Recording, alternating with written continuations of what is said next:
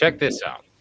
So, number one in scoring in the nation, only four teams in the history of the SEC have scored 56 or more points 5 times in a season. Tennessee has done that.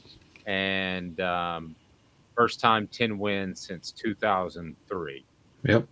Pretty good season, Jacob Warren. Kudos. Yeah. Yeah. Thank you. I appreciate it.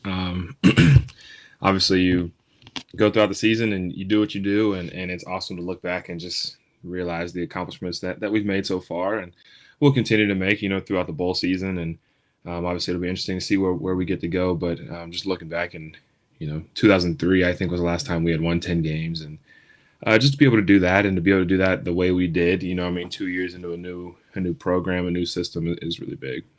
Yep, absolutely. Like, subscribe, and share. Be sure and hit that like button so we can reach more and more Tennessee fans because Jacob always throws heat, provides insight. He's fantastic. So, uh, Jacob, you guys had every reason to mail it in. You did. I mean, let's face it. The South Carolina loss was just absolutely had to be painful to the core. And there's Vanderbilt, who has a lot to play for. You Hmm. guys could have mailed it in, but you didn't. Why not?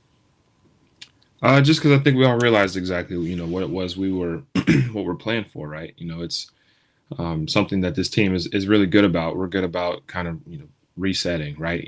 Taking adversity and being able to move on and continue to just do us, right? We're just trying to be ourselves and just be us this whole season. And so anytime we face some sort of adversity, it's always been, all right, what can we do to fix it, and how can we bounce back and be better? Um, and I think also just you can see the New Year's Six bowls and these big time bowls in our future, and there's all these predictions, and um, that feeling that we felt at South Carolina, right? Like, we're all competitors, we're all athletes, and like, no one likes losing, right? So at the end of the day, it's do I want to go through that feeling again? No, like, no one does. Like, I know the fans don't, and we definitely don't either.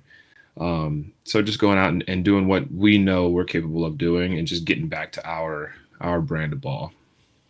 So you said bowl season a couple of times. Yeah. There is probably like a 5% chance, maybe 10% that things could shake out in a weird way. Yeah. The college football playoff. Do you even think about that, or you're like, no? Obviously, you hear the scores of LSU and of Oregon and all these other teams, and people losing, right? And these teams that are ahead of us that might open up that door for us or whatever. Yeah, you obviously look at it and you think about it and you're trying to do the math. Like, okay, if they lose to them, they'll have three losses. They can't put us behind a three-loss team. Okay, so they have two losses, but our two losses are better than their two losses. You know what I mean? Just trying to do all the stuff that we have no business trying to do, right? Like, we don't know what the people are thinking and how they make decisions and stuff. But obviously, yeah, you think about it, and now we've got some teams to root for coming up next week. So yeah, we'll see where we land. And like I said, I think just not being content, but being happy with the fact that we've done a lot of good things this season, and regardless of whatever the outcome is, we'll be in a good bowl, and we'll be playing against a really good competitor, and have a good time wherever we are. The Vol Report brought to you by Vassy Lawn and Garden with Jacob Warren. Vassy Lawn and Garden, Mantle Items, Drive, Industrial Mowers. They've got the commercial mowers and residential, everything you could possibly imagine at Vassy Lawn and Garden. So I don't care if you're in the Nashville area, the Knoxville area, or the Chattanooga area. Cleveland, Tennessee is where you need to be if you're looking to make a significant purchase for your lawn equipment. Also, blowers and trimmers, they got that too. So, um, Jacob, at what point, and I asked you a similar question after the Georgia game, but last Hmm. pretty much the same question. At what point last week did you say to yourself, all right, we're locked in, we're fine, mentally at least? Yeah, I was happy with because our work week, right, our practice week really starts on Tuesday. Monday is kind of just get your body going, and do some special teams, and meet and try to go over the personnel for the next team we play, whatever. And then you come out on Tuesday and you have you got the shoulder pads on, and we're running through plays and doing our whole thing. And on Tuesday there was there was a level of attention to detail and I guess just a level of focus that needed to be there, and that I was extremely happy as an older guy on the team that can kind of pick up on those things. I was extremely happy to see because like you said, it would have been easy for everybody to just give in, throw in the towel, whatever. But our attention to detail, kind of coming in and starting the week off, was really good. So I guess just Tuesday throughout the whole week, we put 4 really good days of practice together and went out there and performed on Saturday. How would you describe the outside noise? Because I know Kirk Herbstreit said on the college football playoff show that he had Vandy over you guys. Oops. And there was talk of an altercation, which I don't want to get into. But if you can just describe the outside noise and how you were able to tune that out. Yeah, I think first of all, like people are 100% entitled to their own opinions. I think the quicker that I came to realize that I came to realize that, man, like I have opinions about things that might be different from other people, right? And so you're entitled to your opinion. Kirk Herbstreit's entitled to his own opinion.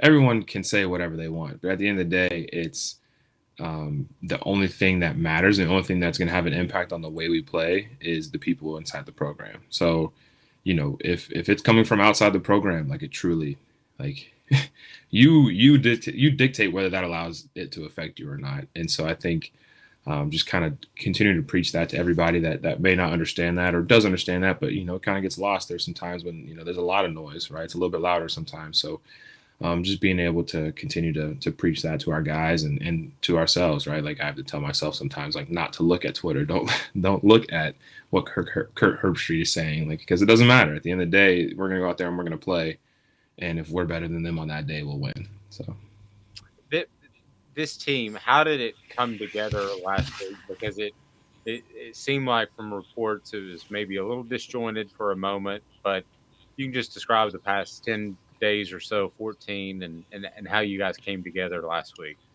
yeah, I mean, there's things that happen within every program across America, and if you don't realize that or don't think that, then I guess you haven't been following along with college football long enough to understand that. But not you personally.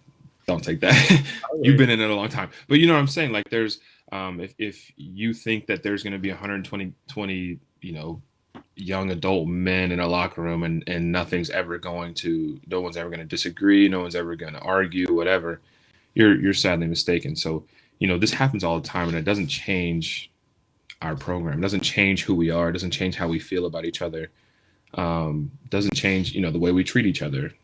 Whatever it is, like we're just there to be our best selves and to accomplish team goals, individual goals, and just love on each other and be there with one another. So, yeah, man, it's there's people think that there's a lot of dissension and whatever within the program, and that's just not the case. But again, it doesn't matter what they think because the only thing that matters is what's going on Yeah. here right now.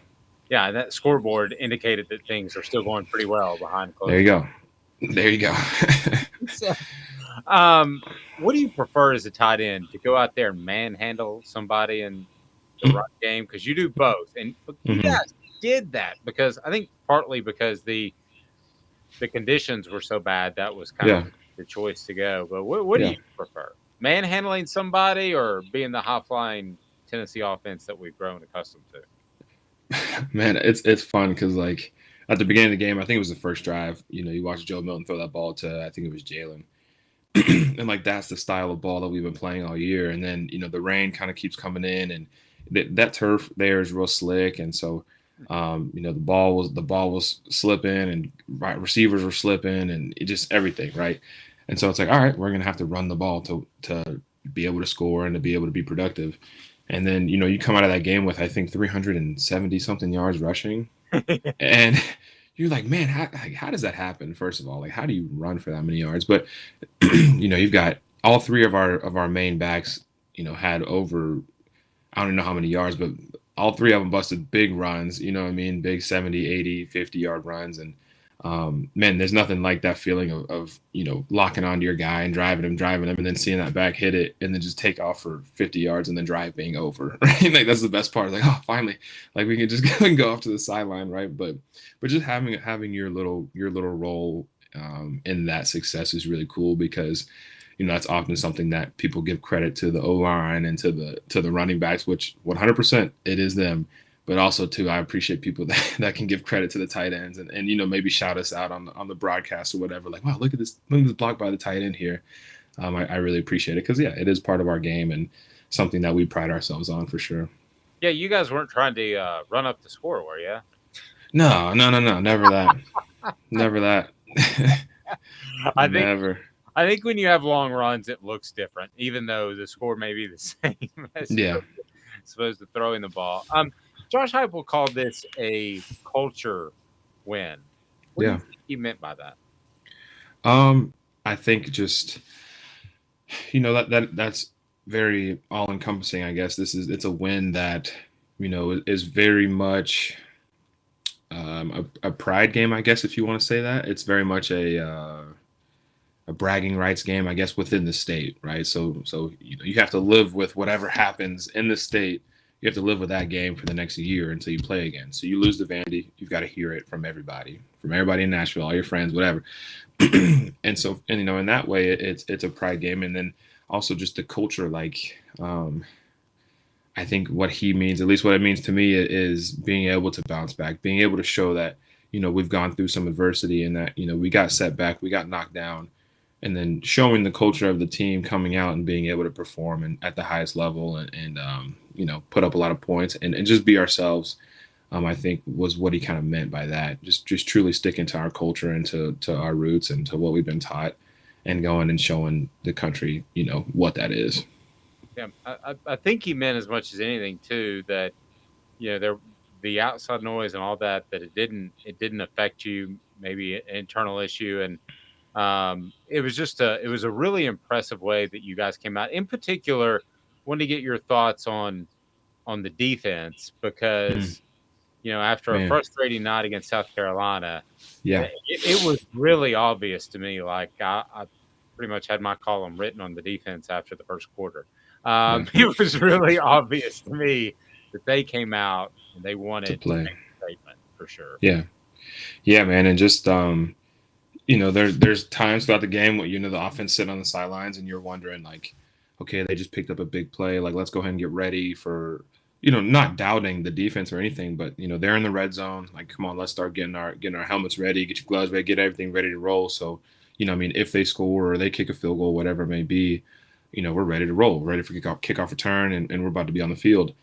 And it just seemed like every single time that they would make a big play or look like they were kind of approaching or whatever, the defense would stand up and they would make that stop, right? They stopped them, and then the guy pushed the field goal to the left or pulled it, whatever you call it, and then they're getting turnovers or they're doing this, doing that, whatever, and just coming up in really big ways to continue to feed the momentum and the energy. Um, and honestly, like the crowd environment was crazy, right? Because you're at an away game, but it's they're making more noise on their third downs than they are on our third downs, and so that was big. The way we were able to show out, and our fans were able to come and support us, and stayed for a majority of the game, regardless of it being real rainy and it being kind of a blowout towards the end there. But yeah, truly appreciate them and the defense as well. Yeah, there's nothing wrong with a game at Neyland West. Hey, Which I didn't I didn't say usually not, it. but I've been to a lot of those, and there's a lot of Yeah. orange. Hmm. Um, what in the world is Hendon Hooker doing with a bum knee, jumping around and being a part of everything all week? Because Cooper told me he was, and my goodness, shouldn't he be thinking about his NFL future and all this other stuff? But he's just an incredible young man. Yeah, that's him, man. That's him. There was no doubt in my head, right, that it just seemed normal to me that he was on the trip and that, like I said, he's my roommate, right? So I was like, oh, am I gonna get a room to myself this week? Like, is there just not gonna have a roommate? Whatever, are they gonna fill that spot? And then I was like, no, Hendon's definitely coming. Like, Hendon is this team. You know what I mean? In a way, he's not. No individual is above the team, but but this is Hendon's team, and he has done so much to get us here. And even before the game, he's in the middle of the huddle, just like he was when he was playing. Breaking it down on the field, and he's on the sidelines, cheering guys up, and just congratulating everybody, doing his handshakes with Joe and with all the other quarterbacks, and then in the locker room afterwards, he's up there, dancing as much as he can, right? He can't dance too much, but doing his thing and just getting excited for his guys. And so, yeah, there's never a doubt with him about how he is going to show up for us and for the team. Okay, so for those that don't know, you've said it before, but people didn't see that particular video. You are roommates, road roommates with Hendon. Yeah, So, what was Saturday morning like, knowing that he wasn't playing? You guys were still roommates. I mean, what yeah. was it like? I mean, we're both very much like when we're just in our own spaces, right? We're just very calm. There, we don't do too much. We don't talk a whole lot. We kind of just relax and watch TV. So that's pretty much all it was. We have meetings in the mornings. Um, we have meals and stuff, but then you get time to go relax, and especially on night games, go relax, get off your feet, and just hang out. So, we just sit there, watch football, just like anybody else, right? Just talk about the games, or, he knows a lot of people, around college football and stuff. So he'll be like, "Oh, that's my dude from whatever that I know," and so, man, just a lot of the same, man, is really cool to see. And obviously, I hate everybody asking him about how he's doing, and everyone cares, right? But like, no, like, don't ask him how his legs doing. Don't ask him how he is. Just truly be there for him, and just be a friend, and just be present. And so I think that's kind of what I was trying to do. I wasn't trying to push. I wasn't trying to pry. I was just trying to act like everything was normal, even though it might not be, whatever. So Yeah, it sounds like if I were a fly on the wall and didn't notice the limp, that I would think it's just another game day. Is that kind of what you're yeah, saying? yeah, for sure.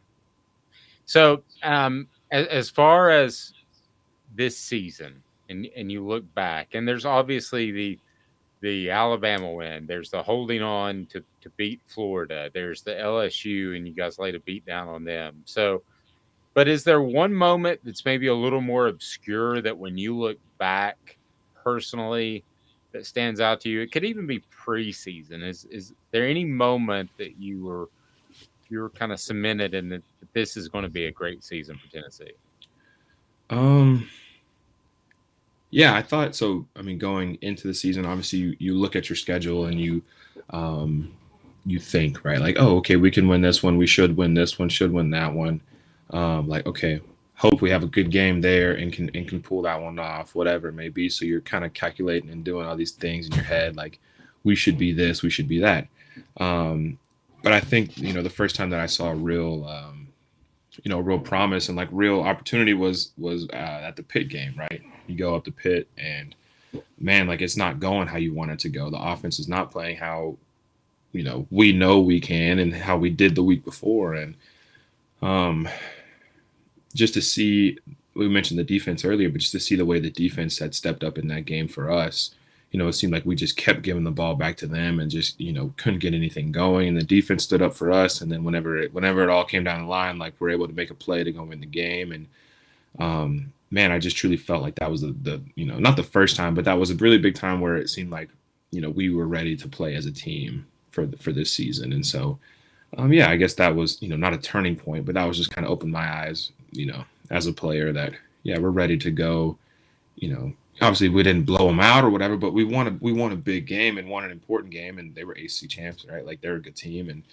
And just the way that it panned out, it showed a lot of toughness, and I guess just perseverance, I guess, through that. So I knew if we had those things, we would be able to make a good run, and to play well throughout the season. Yeah, it seems like about what 12 years ago, doesn't it? Man, yeah, it does. This is crazy, but it also seems like fall camp was 2 weeks ago, which is blows my mind, man. But that's how it is in the fall for us, man. Yeah, no doubt. And I should have asked earlier, but you at one point left the field a little gimpy. You're good, right? Yeah, But we talked before the recording, but I want yeah, everybody to know. yeah. I'm fantastic. I feel great. Nothing's wrong. Good deal. Jake, Hmm. congratulations on a great season. We'll see what happens with the bowl games or maybe the college football playoff. We'll keep an eye on that. But man, kudos to you and the rest of this football team and overcoming a lot and exceeding expectations by about 3 wins, if you believe the Yeah. guys out in Vegas. So Right. kudos. Thank you. I appreciate it. He is Jacob Warren, the Vol Report, brought to you by Bassey Lawn and Garden, man alive. It's worth the ride. This has been a presentation of Off the Hook Sports.